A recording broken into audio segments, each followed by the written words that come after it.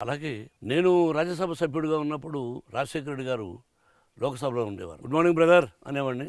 Good morning brother, బాగున్నారా అనేవాడు ఆయన. ఆ తర్వాత బ్రదర్ వచ్చి బావగారు అయ్యారు. అలా బావగారు బావగారిని పిలుచుకున్నాము. ఆయన మన ఇంటికి 2 సందర్భాల్లో వచ్చారు. నేను వెళ్ళాను. ఎంతో ఆనందించాను ఆయన చూసి. మీరు చూడండి, ఈ రోజుకి ఆయన ఫోటో ఒక రాజస్వం ఉండేది. ఆ పంచకట్టు, ఆ ఇది ఎన్టీ రామారావు గారి లాగా, అంటే అన్నయ్యలాగా. ఈయన కూడా ఒక టీవీ రాజశేఖర రెడ్డి గారిది.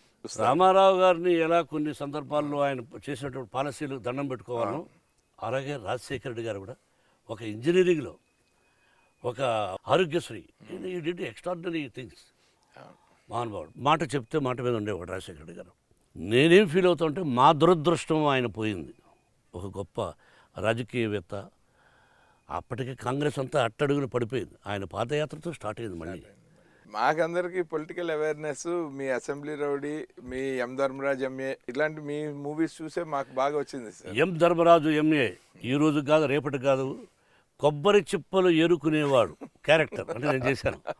కొబ్బరి చిప్పలు ఏరుకునేవాడికి నీ అంబిషన్ ఏంటంటే ఆ బిల్డింగ్ నేను ఓనర్ అవ్వాలనుకుంటాడు. అటువంటి వాడు ఒక ఎమ్మెల్యే దగ్గర అసిస్టెంట్గా చేరి వాడి పదవిని లాక్కుని వీడు ఎమ్మెల్యే ఆ కౌంటింగ్ సీన్ అద్భుతం సార్. ఘోరమైన పనులు చేస్తుంటాడు ఆ క్యారెక్టర్. కుర్చీ వెనకాల ఎడ్జ్ లో కూర్చుని దగ్గర నుంచి నెమ్మదిగా వెనక్కి చేరి సార్. ఇంత సుదీర్ఘమైన చలనచిత్ర ప్రయాణంలో 47 ఏళ్ళు పైన ఉంటే చాలా మంది రాజకీయ నాయకులతో ముందు టీడీపీకి ప్రచారం చేశారు, తర్వాత బీజేపీకి చేశారు, 18% ఓట్లు తెప్పించారు, తర్వాత రీసెంట్గా వైఎస్ఆర్సీపీ జగన్ గారికి అందరికీ ప్రచారం చేశారు.